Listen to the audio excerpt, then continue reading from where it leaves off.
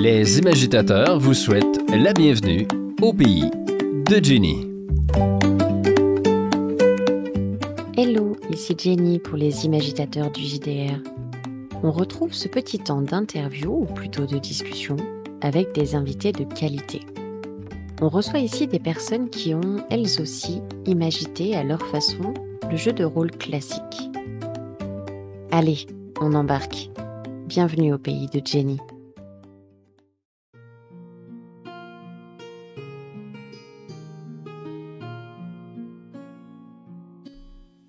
Bonsoir tout le monde. Bonsoir. Bonsoir. Tous en cœur, c'est magnifique. J'ai la chance ce soir de recevoir les membres de la chaîne de l'Enrôleur, tous ici présents. Je vais vous laisser vous présenter. Je m'appelle Hugo Schnitzler. Je suis comédien, je suis également metteur en scène et j'ai donné des petits cours de théâtre aussi dans ma vie. Ok. C'est marrant comme le jeu de rôle est souvent en lien avec le théâtre quand même.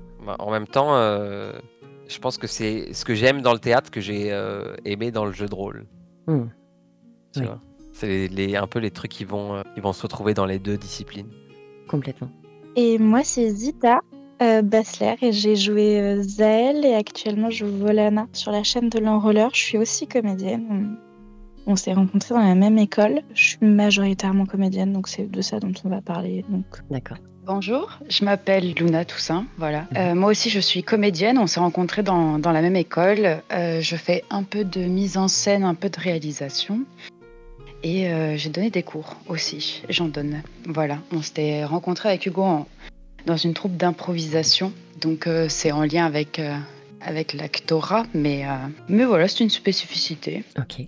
Enchanté, bonjour, c'est Maxime, le maître du jeu du coup sur la chaîne l'Enrôleur. J'étais surveillant dans un collège et je faisais du jeu de rôle à côté et j'ai rencontré progressivement des personnes qui m'ont aidé à réaliser ce petit rêve, cette petite idée qui avait germé il y a quelques années d'un jour réussir à créer un actual play.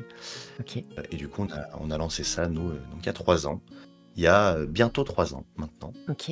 Je fais du jeu de rôle depuis, comme toi, en fait, Jenny, comme tu disais tout à l'heure, depuis 2020. Ok, d'accord. On a commencé tout fin 2019 avec Tom, un peu après notre rencontre. Donc voilà, assez jeune rôliste au final. Donc, assez récent. Ouais, tout à fait. D'accord. Et toi, tu es uniquement MJ? Jamais joueur? Rarement joueur. J'ai commencé directement en tant que maître du jeu sur un bac à sable. Et donc avec 3 joueurs, puis 4, puis 5, puis 10, puis 13. Tout s'est passé un peu très vite et j'ai eu la chance d'être un peu joueur sur 2 campagnes, une campagne de la malédiction de Strahd et la campagne aussi de l'Odyssée des Seigneurs Dragons que Hugo nous masterise. Mais pour l'instant, ces 2 campagnes sont un peu en stand-by. Ça commence à me manquer un petit peu le jeu. Hein, Hugo? Petit appel du pied. Petit appel du pied comme ça gratuit. À bon entendeur. Voilà. Très bien. Eh bien, bonsoir, moi c'est Quentin le Guy de la Selle, puisqu'on a sorti les noms de famille. Moi je joue le réal ou le relou. Bon, je suis du coup à la technique et absolument pas à la table. D'accord. Je m'occupe de la partie de la réalisation pour l'émission, de faire taire tout le monde pour lancer les épisodes. Et j'imagine que ta tâche doit pas être simple. Ouais, Vu l'équipe. Ce que j'ai vu, Ouais. ce que j'ai entendu. Voilà, ça donne un bon aperçu. Et bien pas Il dit ça donne un comme bon si on aperçu. l'entendait pas rire dans la pièce d'à côté pendant qu'on joue. Oui. La différence c'est qu'on n'a pas de micro, non? Oui, on vous entend quand même. Et donc, puis à côté de ça, moi, je travaille dans la communication. Ok. Et à la base, je connais Max depuis 4 ans. J'ai commencé le jeu de rôle, après les 2-3 premiers tournages. J'ai fait 2-3 parties de sessions avec Max et je me suis dit qu'il fallait que j'y aille. J'avais pas de table, du coup j'ai appris les règles et j'ai lancé ma petite campagne avec quelques proches. Ok. Il a appris les règles quand on tournait les points règles. Ça a bien servi ça. Exactement. Et du coup, moi c'est Tom, ça fait 5 ans, donc du coup, comme l'a dit Maxime, que je fais du jeu de rôle, qu'on fait du jeu de rôle, mais j'ai toujours été un rôliste dans l'âme, je le sais.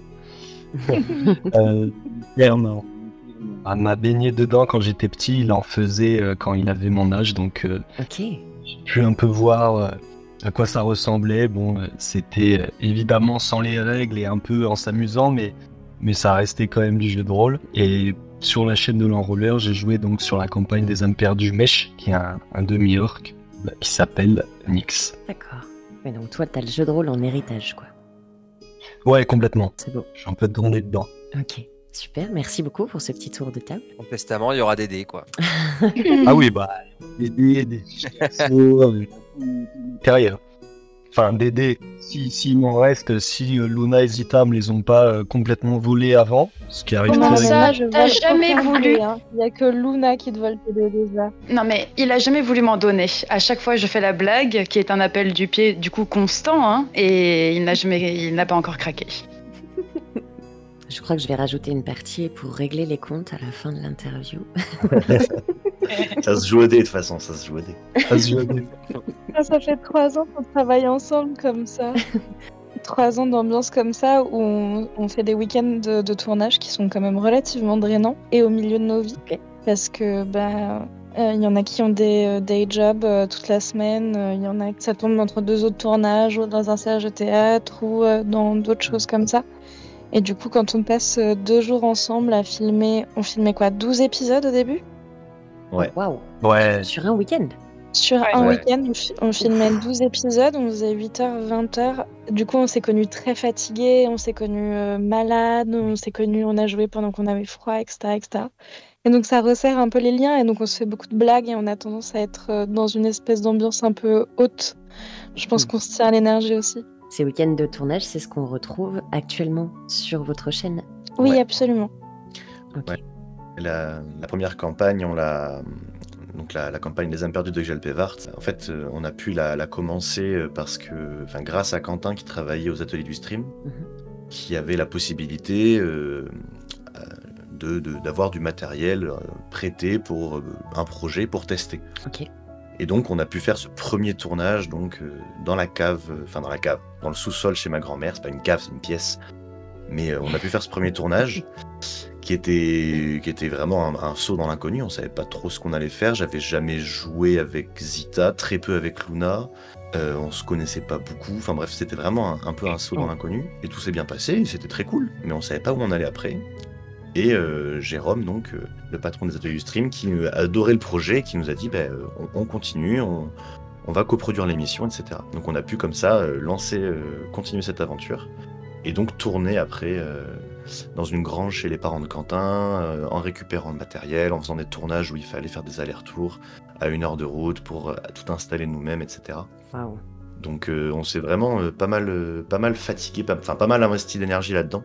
Et à chaque fois, on essayait de rentabiliser le plus possible les moments où on avait le matériel, parce que il fallait que, comme tu disais tout à l'heure, l'agenda était une petite bête sauvage. Donc là, il y en a 7 à réussir à faire coïncider. Voilà. J'imagine. Donc quand on y arrivait, on profitait, et donc on tournait 12 épisodes. On faisait 2 jours de 6-7 heures de tournage à chaque fois. Donc un peu intense. Mais c'était chouette. Mais c'était très chouette. Oui, j'imagine. Et puis, il y a toujours un effet où quand on atteint un certain stade de fatigue, c'est peut-être là où on se rencontre vraiment. On n'est plus vraiment là pour faire semblant ou pour se tenir, quoi, et on rencontre vraiment les personnes comme elles sont quand on dépasse ce stade-là. Ouais. Je suis assez d'accord avec ça. Il n'y a plus l'énergie de faire semblant, effectivement. On est à 100% nous-mêmes, quoi. Et j'ai l'impression d'entendre, alors peut-être que je me trompe, mais un petit peu comme un début d'aventure, un peu à la légère, quelques parties entre copains, et finalement tout ça a pris une vitesse un peu plus accentuée. Ou est-ce que déjà de base il y avait un projet de monter quelque chose de solide ? C'est assez marrant parce qu'en fait, du coup, Maxime connaissait déjà Quentin et jouait avec Tom et Hugo. Et en fait, nous, on s'est rencontrés en fait sur un week-end que les garçons organisaient avec une petite bande qui se retrouvait une fois par an dans la campagne française pour lancer des dés ensemble. J'ai rencontré Maxime durant un de ces week-ends. D'accord. Et il m'avait proposé du coup de rejoindre un peu cette équipe. Il m'en avait parlé en disant bon voilà, on va sûrement faire quelque chose, on va filmer des parties. Le premier tournage sera dans la cave de ma grand-mère. Enfin bref, donc moi j'imaginais vraiment quelque chose où on serait dans une cave juste entre nous en train de faire rouler des dés. Il y aurait peut-être des micros, peut-être une caméra. Oui. Et en fait, on est arrivé, on a vu le matériel de Quentin. C'est 8 caméras, son espèce de régie immense et énorme. Et du coup, c'est parti de quelque chose d'assez léger avec une chance extraordinaire qui était avoir un matériel aussi professionnel que celui de Quentin nous propose. Oui. Moi, je me rappelle de toute mon âme la première réunion qu'on a fait chez Maxime, où moi, Luna m'avait dit « Est-ce que ça te dit d'aller jouer au JDR dans la cave d'un pote et peut-être on filme ?» Et où j'étais trop chaude de cette idée, mais je pensais que ça allait être fait de bric et de broc, parce que quand on travaille dans le théâtre et dans le cinéma et qu'on est jeune, souvent les projets ils sont faits de bric et de broc. Oui. Et je suis arrivée là-bas et je commence à dire à Quentin « Ah, bah si tu veux, j'ai 2-3 lights et j'ai un trépied, machin et tout. » Et il se met à rire. Et il me Elle dit savait non, pas, le elle matériel, savait pas. c'est bon. Mais on a quand même eu énormément de chance, effectivement, d'avoir pu, dès le départ, avoir ce matériel à disposition et proposer une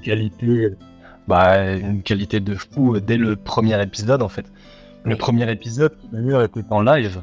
C'est-à-dire qu'effectivement, C'est vrai. on avait quasiment jamais joué ensemble. On avait fait un petit rodage de même pas 1 heure avant, histoire de se dire, ok, bon, bah, on va essayer de jeter des dés, de faire vivre des personnages sur un one-shot de même pas 1 heure pour voir comment ça se passe entre nous. Ok. Et puis la fois d'après, c'était en live. Directement. Ouais, c'est hyper excitant, mais effectivement, on a eu beaucoup de chance d'avoir ça. Ouais, et puis on a eu beaucoup de chance que les ateliers du stream, ça leur plaise et qu'ils décident qu'on puisse continuer. On a eu beaucoup de chance de pouvoir bosser chez les parents de Quentin, qui ont une grange quand même sublimissime dans laquelle on a pu bosser. Et pour les âmes perdues, qui est du médiéval fantastique, une grange, c'est quand même cadeau, quoi. Tout s'est aligné. Je voulais juste rebondir sur le petit rodage dont Tom parlait, qui, pour l'anecdote, s'est fait, je crois, la veille du tournage. Donc, c'était Oui, le soir. la veille au soir, on dormait tous chez ma grand-mère. On a pu se retrouver, en fait, pour la quasiment première fois, tous ensemble, à pouvoir échanger en direct et faire un semblant de jeu de rôle de 45 minutes. Ok. Les personnages n'avaient pas forcément leur voix la veille, quoi. Donc Hugo, je pense surtout à Hugo, qui cherchait son accent, qui cherchait sa voix et qui a trouvé le petit accent italiano-espagnol la veille. Et on n'y croyait pas. Moi, je lui ai dit, mais tu le tiendras jamais sur 60, 70 épisodes, quoi. Et au final, c'était incroyable d'avoir ce Driton, quoi. Ce qui est assez marrant avec cette première campagne, c'est qu'on voit la technique évoluer, on se voit nous-mêmes évoluer, parce que bon, alors moi j'avais très très peu d'expérience dans le jeu de rôle, je pense que j'étais celle qui était la moins expérimentée du groupe. Et du coup, on se voit évoluer dans la technique, on se voit évoluer dans nos relations, on se voit évoluer dans notre aisance de jouer ensemble, de jouer avec nous-mêmes et avec notre personnage. On voit concrètement la naissance, quoi. Oui. C'est hyper intéressant justement de se revoir, je trouve, ou de se réécouter quelques années en arrière et de faire un peu une sorte de bilan de l'évolution dans le jeu de rôle. C'est assez marquant, je pense, de faire ça. Mais même en court temps, parce que je me rappelle que Maxime et Quentin nous avaient fait des montages pour qu'on réagisse et on avait fait quelques vidéos de réaction à notre propre contenu, je crois 1 an après qu'on ait commencé. Et rien que de se voir 1 an avant, c'était hyper touchant et c'était hyper drôle. J'imagine. Et tu dis, Luna, que tu étais celle qui était la plus novice, je crois, mais autour de la table, oui. Mais le plus novice sur ce premier tournage, c'était quand même Quentin, qui, comme il disait tout à l'heure, ne connaissait absolument pas le jeu de rôle. Et je me rappelle de la première discussion où je lui ai parlé de ça. J'essaie de lui expliquer comment ça marche et je sais plus ce que tu disais, mais que tu t'arrivais pas à comprendre comment on pouvait pallier à toutes les possibilités et rendre le truc viable, quoi. Et tu t'en es rendu compte sur le tournage, sans connaître les règles. Le premier tournage, ça a dû être un calvaire pour toi de pas savoir ce qui allait se passer, en fait. Je comprenais pas comment ça pouvait marcher parce que je voyais les choses comme un jeu compétitif ou quelque chose comme ça, et donc ou quelque part soit les joueurs étaient en compétition entre eux et donc ça allait forcément mal se finir, soit les joueurs étaient en compétition contre toi ou avec toi, et donc et en fait c'est rien de tout ça. C'est drôle parce que quand j'expliquais ensuite, une fois que j'avais compris à ma famille, ils avaient exactement le même problème que j'avais pour comprendre, et moi non plus j'arrivais pas à leur expliquer, quoi. Le fameux, mais c'est quoi le but du jeu au final, quoi. Ça, exactement. Oui, je vois. En fait, quand on n'a jamais joué à quelque chose de proche de ça, c'est trop subjectif. Bien sûr. Pour rebondir sur ce que disait Max, pour la réalisation, alors effectivement, du coup, c'était vraiment un bon nom inconnu, c'est-à-dire que il m'avait dit à peu près ce qui allait se passer, mais ensuite je découvrais le fonctionnement vraiment avec les premiers épisodes, quoi. J'ai juste pris le parti de montrer ce qui se passait et d'apprendre petit à petit. Et puis ensuite, voilà, mais le premier rôle d'un réalisateur, c'est de se faire oublier, donc au final, c'est pas forcément quelque chose qui est dramatiquement indispensable. Ok. Quentin fait le montage en direct, en fait, pendant notre improvisation. Donc, c'est vrai que le premier tournage, il a dû faire un montage en live, en direct, sur un jeu dont il n'avait pas encore saisi toutes les issues et les tenants et les aboutissants. Donc, assez impressionnant comme travail. Carrément. Le rythme aussi d'une partie de jeu de rôle, parce que chaque maître du jeu va avoir un petit peu sa façon de narrer l'histoire, de venir récupérer les joueurs, les joueuses, de les lancer aussi sur des scènes. Et même si on se connaissait un petit peu, il m'avait jamais vu masteriser, il savait pas comment ça se passait. Et là, à ce tournage, là, on vient de tourner, et t'as dit cette phrase, Quentin, de « je commence un petit peu à te connaître », quoi. Et de savoir pertinemment quand, pendant le combat, je vais prononcer une certaine phrase, c'est qu'il va se passer quelque chose. Oui. Je commence bien à voilà, comprendre le rythme que je mets dans la narration. Et donc, je pense que ça devient aussi un peu plus simple d'anticiper en réalisation ce qui va se passer, quoi. Oui, bien sûr. Non, mais c'est vrai que Maxime a une rythmique de narration et une tenue de la rythmique narrative qui est quand même assez impressionnante, je trouve. Moi, je suis quelqu'un qui consomme énormément de JDR filmés. Et ce que je constate globalement, c'est qu'il y a une nécessité pour le rythme, pour que l'épisode il soit digeste, en fait. Bien sûr. Et je trouve que Maxime, pour une première fois, même quand on regarde le premier épisode qu'on a fait, c'est assez impressionnant. Le meilleur. Merci. Le meilleur. Oui. Faut oser. C'est Au bout beau. d'un moment, faut dire les mots. Dire les mots, bah. Le meilleur. Et puis il y a ce truc avec Maxime où Tom est un incroyable rôliste, mais il y a 3 comédiens autour de la table et Maxime nous chope dans ses improvisations et dans ses scènes où on était là en mode mais mec, deviens improvisateur en fait. T'es trop fort. Ouais, genre ces personnages, ces PNJ, c'est lui-même qui tient nos émotions, je trouve, par moments et qui nous renvoie la bad et qui nous alimente, quoi. La première scène entre Tom et Maxime où Mesh retrouve Kala, Ouais, cette scène. elle est juste... Ouais, j'aime trop cette scène aussi. S'il y a des jeunes MJ ou des gens qui aimeraient se lancer dans le jeu de rôle, pour rebondir sur ce que je viens de recevoir comme compliment, c'est tout simplement de se lâcher en fait et de vivre le moment et pas avoir ni peur, ni honte, ni quoi que ce soit et de se dire vas-y, je vais à fond dans le truc. Et évidemment avec la bienveillance qu'il y a dans le jeu de rôle, la bienveillance qu'il y a autour d'une table de jeu, ce sera bien reçu et les joueurs et les joueuses qui sont autour de la table seront là pour vivre la scène aussi. Donc d'oser y aller à fond et de se dire ok, je vais faire ce personnage, je vais peut-être en faire trop, mais ce sera jamais trop et après de faire confiance aussi aux joueurs et joueuses que vous avez à la table parce que vous n'êtes pas tout seul à raconter l'histoire ou à faire jouer et voilà, ils sont aussi là pour ça. Donc voilà, de vous appuyer aussi dessus, que j'ai beaucoup fait à ce tournage, parce que je leur ai laissé beaucoup de temps de RP, il y a beaucoup de moments où vraiment ils étaient tous les 4 et c'est trop bien de pouvoir se reposer sur ces joueurs et ces joueuses. Quand on est maître du jeu, c'est vraiment incroyable. Oui, puis avec les années, il y a, je trouve, cette sorte de synergie qui se crée où ça va au-delà de la confiance. C'est que moi, j'oublie totalement qu'on est enregistré. Je suis juste avec mes amis en train de faire une partie. Et je trouve que c'est dans ces moments-là qu'on arrive à être vraiment le personnage, à incarner le personnage et à se lâcher complètement. Oui. Ah, c'est drôle. Moi, j'ai pas du tout vécu ça. Ah oui? Je suis pas rôliste de base. J'ai vraiment approché l'exercice comme une comédienne. Pour moi, quand je suis en jeu, c'est justement facile parce que je joue le rôle de Zael ou de Volana. C'est agréable ce travail que ça donne. Moi, même en tant que comédienne, je sais pas pour toi Hugo et pour toi Luna, mais comme c'est bon de travailler pendant 6 heures, c'est tellement quelque chose de rare dans notre métier de pouvoir faire ça et de pouvoir explorer un personnage pendant des centaines et des centaines d'heures de jeu, quoi.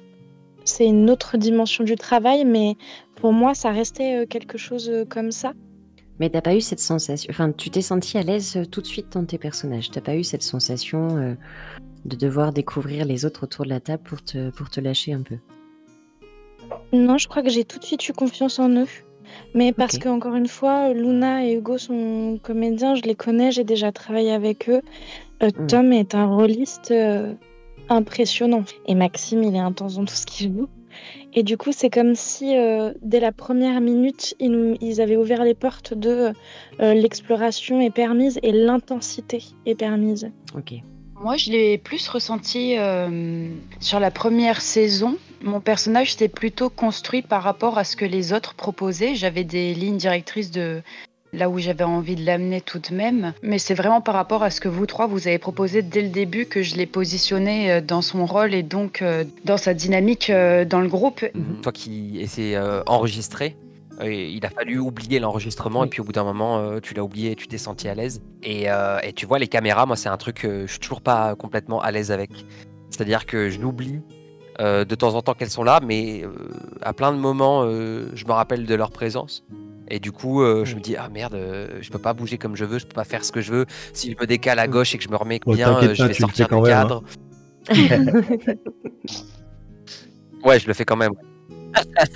Mais du coup, il y a plein de petits moments comme ça où elle m'intimide encore un peu, ces caméras. Et des fois, je me dis, ah, ça serait bien si on était tous autour d'une table sans les caméras, avec juste nos persos et qu'on joue comme ça. Après, mais... si ton problème c'est sortir du cadre, il faudrait qu'on ait des cadreurs pour pouvoir faire les mises au point à chaque fois et que tu te sentes libre physiquement. Donc si des cadreurs nous écoutent... Ouais, c'est vrai. Moi, je vois Quentin derrière les caméras. Et souvent, je sens où est-ce qu'il est en train de filmer. Et je trouve que quand je regarde les caméras, c'est à la régie que je pense. C'est pas à l'objet caméra qui est en train de me filmer. Okay. Maintenant que tu le dis, c'est vrai qu'on me fait ça aussi. Et j'avais jamais vraiment fait attention, mais effectivement, quand je vois les caméras, je vois Quentin, je vois Margot qui nous accompagne. Enfin, je vois les gens qui sont à la régie. Et pas forcément les viewers derrière. Et aussi, je pense que c'est lié au fait que quand on était dans la grange, on était dans la même pièce. Ouais. En fait, il y avait la table avec nous. Et juste à côté, il y avait la régie. Et je crois que du coup, je les entendais et je les voyais. Et pour moi, même maintenant qu'on est dans le studio et qu'ils sont dans une autre pièce, je les sens toujours, quoi. Ok. Moi, j'ai l'impression que sur le premier tournage dans la cave, comme Hugo, je sentais beaucoup les caméras et je me sentais pas trop à l'aise avec ça. Je me sentais observée et j'avais l'impression qu'il fallait que je me tienne bien et ça rajoutait un stress et plein de choses. Quand on est passé à la grange et qu'on était dans la même pièce, la caméra, c'était vraiment le public, étant donné qu'il y avait un autre corps qui représentait la régie. Enfin, il y avait leur corps, quoi. Voilà, ils étaient là. Et c'est maintenant que je suis beaucoup plus avec les caméras, mais je pense que ça a un lien avec le fait que maintenant, je suis plus à l'aise avec le fait de jouer avec vous. Et du coup, j'ai vraiment, moi, le sentiment qu'on est autour d'une table et qu'on pourrait être chez Maxime ou chez n'importe lequel de l'équipe et qu'on serait entre nous. Et du coup, ça crée beaucoup plus d'aisance. Ok, ça efface pour toi un peu le poids, justement, de ces caméras qui surveillent un peu ce que tu fais, quoi. Ouais, et puis des attentes et des représentations que je pourrais avoir de mon personnage, de ce que je dois représenter et plein de choses, quoi, ouais. C'est marrant comme c'est différent pour chacun, quoi. Je pense qu'il y a aussi probablement le fait que Astria n'ait rien à voir avec Jelam. Astria te donne un peu plus d'aisance, peut-être aussi même gestuelle, et un peu plus de liberté, là où Jelam est un peu plus rigide, peut-être. En tout cas, personnellement, Anton, je le ressens assez fort. Ça, ce que tu décris, Maxime. Le personnage avait forcément une plus grande aisance et une plus grande liberté. Pour l'instant, sur Adamat, c'est vrai que comme c'est plus rigide et plus figé, il y a plein d'endroits où je me sens à l'étroit à l'intérieur. Ouais, moi, je joue que des personnages impulsifs, donc j'ai pas ce problème. Et juste pour finir aussi sur cette idée de caméra, etc., personnellement, moi, les caméras, je les oublie un peu. Le premier tournage, comme je disais tout à l'heure, c'était un live. J'avais jamais fait ça de ma vie. 2022, j'avais 2 ans et demi de jeu de rôle derrière moi. Oh, wow. J'avais jamais joué devant une caméra. J'ai eu ma première presque crise d'angoisse avec Tom. C'est la seule fois où vraiment j'ai eu un moment de panique en mois de juin, enfin un mois et demi avant qu'on tourne. Ok. C'est la seule fois de ma vie où j'ai ressenti ça en me disant mais qu'est-ce qu'on est en train de faire? Est-ce que c'est cohérent ce qu'on est en train d'essayer de le créer? Est-ce que ça vaut le coup? Est-ce que c'est... Bon bref. Et en fait, au moment où on a commencé l'histoire, tout s'est annulé, tout allait bien parce que je faisais du jeu de rôle. À chaque début de tournage, même si c'était le 12e ou le 11e là, à chaque fois j'ai un petit coup de stress. Parce que il y a beaucoup de choses entre guillemets qui se jouent, même s'il n'y a pas grand chose qui se joue, mais il y a tout le monde qui est là, on va lancer un truc, enfin j'ai envie que ça se passe bien. Bien sûr. Mais en fait, à partir du moment où on lance l'épisode, je suis maître du jeu et je fais du jeu de rôle et j'oublie. Ok. Je suis conscient qu'il y a des caméras, je suis conscient qu'on est filmé, je suis conscient qu'il faut qu'il y ait un rythme, qu'on n'est pas en train de jouer dans mon salon et qu'on peut dire et faire ce qu'on veut. Mais j'oublie complètement ce côté film, ce côté enregistrement, et je fais juste du jeu de rôle comme je ferais si j'étais chez moi, pour le coup. Et ça m'aide. Et franchement, depuis le début, c'est un peu ça l'état d'esprit que j'ai à chaque épisode, quoi. Vous avez abordé un petit peu votre jeu REC, donc c'est le tournage actuel, si j'ai bien suivi. Hein. Tout à fait. Oui. Ok. Est-ce que vous voulez nous en dire quelques mots? Rake, c'est un nouveau jeu de rôle édité par les éditions Labragon, qui n'est pas encore d'ailleurs édité à 100%, hein, qui est encore en voie de relecture des PDF. D'accord. C'est un nouveau jeu de rôle français que j'avais pledgé il y a quelques années, c'était il y a 1 an et demi je crois, peut-être 2 ans maintenant, dans un univers médiéval fantastique aussi, mais avec une réelle dimension steampunk, avec toute une dimension technologique perdue. Parce que c'est une ancienne technologie que les peuples ont développée lorsqu'ils vivaient sous terre, alors que le dieu de la destruction avait ravagé le monde. Donc il y a vraiment une question un petit peu d'exploration, d'antiquité, mais qui est presque anachronique quelque part. Presque tout est possible, et là donc sur ce tournage, ils ont commencé un petit peu à trouver des talismans, des choses qui permettaient d'améliorer leur corps, d'améliorer les capacités de leurs armes, de leur corps, etc. Donc ça c'est pour un peu le pitch du monde et de l'univers. Après, dans l'histoire, donc il y a pour l'instant 8 épisodes qui sont sortis au moment où on enregistre ça. Au moment où ça sortira, il y en aura sûrement une 12aine, je pense. D'accord. Donc c'est le début de l'aventure déjà. Donc si vous n'avez pas envie de regarder, si parfois regarder un actual play ça vous demande trop de temps, là c'est le début. Et il y aura une 40aine d'épisodes dans cette saison, dans cette campagne. Donc ça va pas être trop chronophage pour vous.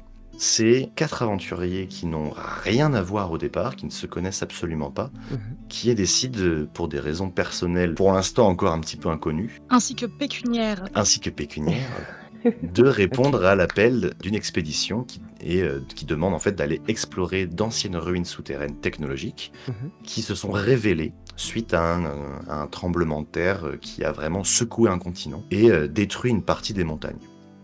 Et donc la destruction d'une partie des montagnes a créé des failles qui ont permis d'accéder à cette ancienne ruine perdue qui serait inexplorée. Et donc les aventuriers partent accompagnés d'une guide adorable explorer cette cité. Et à partir de là, il va se passer quelque chose qui va les lier, ils vont vivre des aventures à partir de là. Et ce qu'il faut savoir surtout, c'est que c'est un peu construit comme un bac à sable. C'est pas une campagne qui est préécrite. C'est vrai que c'est un jeu de rôle. L'histoire, je l'ai écrite avant. Moi, je sais à peu près où je veux les emmener. Et en fonction de leurs décisions, l'aventure va continuellement évoluer. Donc il y a beaucoup d'impro. Et voilà, donc le groupe est complètement libre, donc il y a beaucoup de RP, ils sont toujours en train de se poser des questions sur l'histoire en fait. Il y a plein de pistes qui partent un petit peu dans tous les sens, donc il faut qu'ils fassent le tri, les viewers vont devoir faire aussi le tri, vous pouvez participer activement à tout ça dans les commentaires aussi, donc voilà. C'est cool parce que c'est une opportunité de rencontrer des nouveaux personnages aussi qu'on a pour le coup fait nous-mêmes parce que les personnages des âmes perdues c'était des pré-tirés et en plus on n'avait pas notre mémoire au début donc on les a découverts au fur et à mesure du jeu. Enfin, cette campagne aussi les personnages on les a fait en live en plus donc il y a des décisions qui ont été prises par nos abonnés et les personnes qui nous regardent.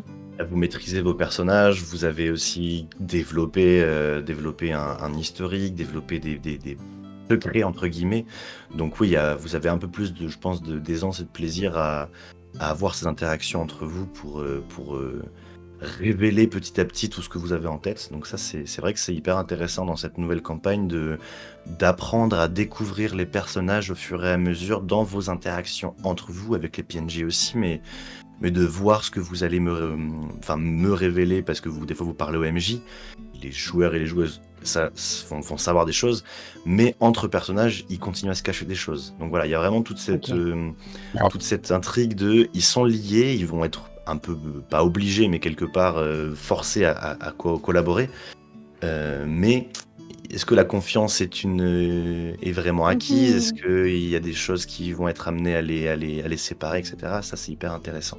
Je veux pas croire que les personnages pré-tirés des âmes perdues, puisqu'on en a parlé, je veux pas croire qu'ils aient pas été fabriqués pour nous. Parce que franchement, chaque personnage était parfait pour le joueur qui l'interprétait, quoi. C'est vrai, ça, c'est vrai. C'est une folie. Les dessins qui ont été faits par un graphiste qui avait recruté le créateur de cette campagne, Hugo ressemblait comme 2 gouttes d'eau au personnage pré-tiré. Excellent. Et au-delà de ça, vous proposez un événement qui semble être extraordinaire à venir en juin 2025. Oui, oui, tout à fait. En fait, c'est parti de notre communauté aussi. On était en live et on a parlé du fait qu'on s'était rencontré à un week-end JDR qu'on organise entre amis.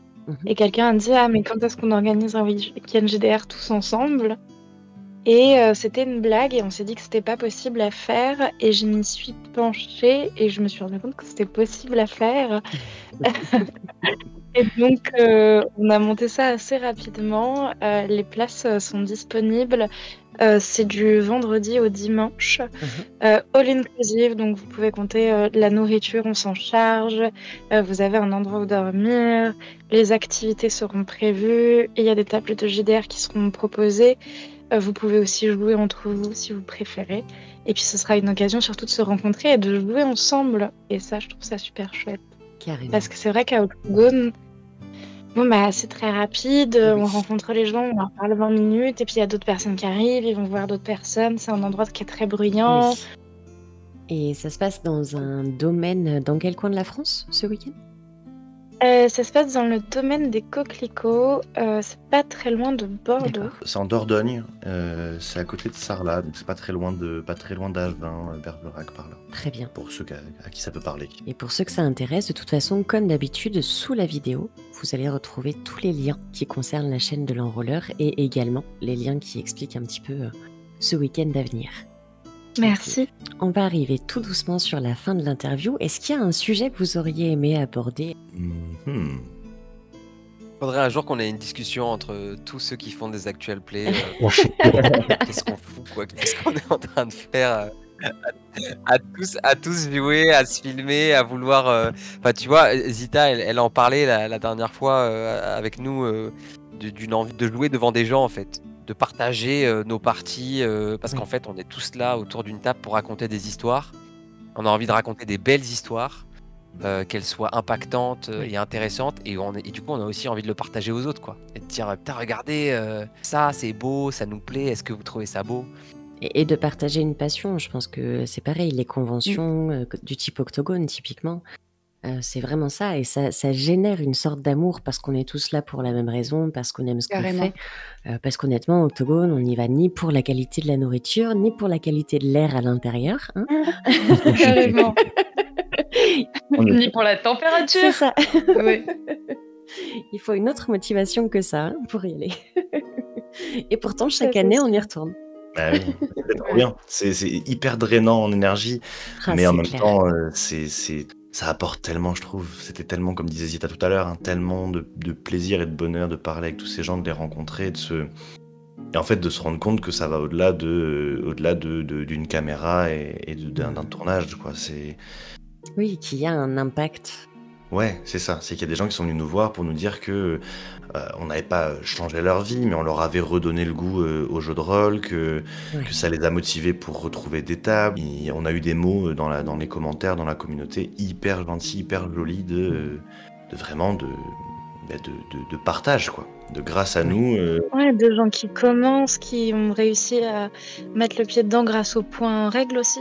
Oui. Parce que Maxime a une émission point règle sur l'enrôleur qui explique les règles du système de D&D 5. Et je trouve que c'est quand même un effort de pédagogie sur lequel s'est mis Maxime. On va les enrôler.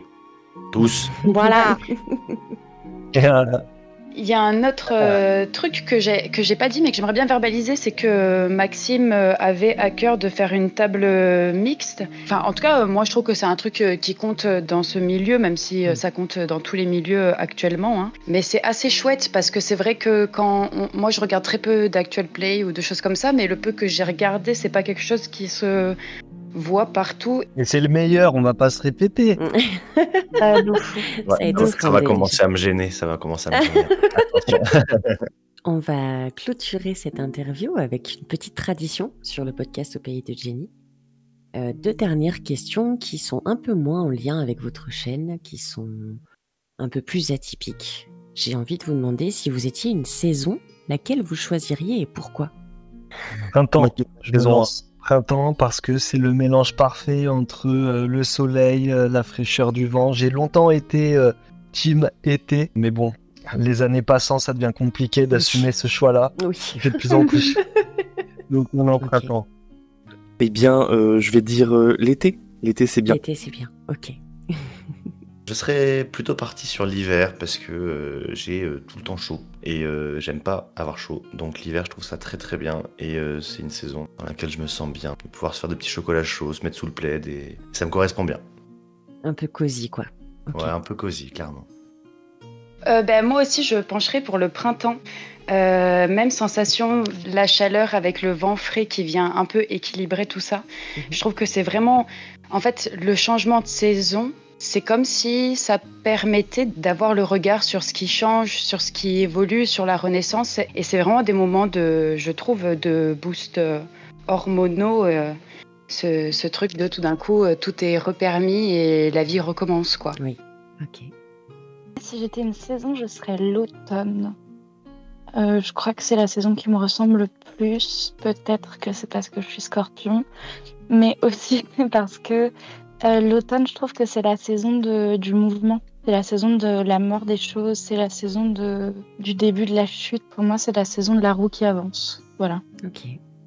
Sans grande surprise, je serai l'été. Je pense que c'est la saison où je suis le plus souvent avec des gens. Il y a le plus d'ouverture à l'autre, où il y a le plus de rencontres, où il y a aussi les meilleurs souvenirs. Et la plage. Et la plage.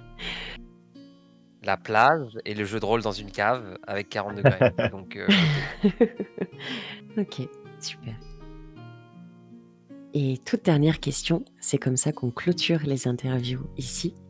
Je vais vous demander un mot de la langue française chacun. Pas forcément le plus beau, pas forcément votre mot préféré, mais un mot qui vous passe par la tête, là, à l'instant. Sommeil. Enfin, un cadavreski, en fait. Faut que ça fasse une phrase à la fin. On vient de quitter un tournage, donc très fatigué. Dichotomie. Ok. Suite. Parce que c'est un mot que je prononce beaucoup à la fin des épisodes.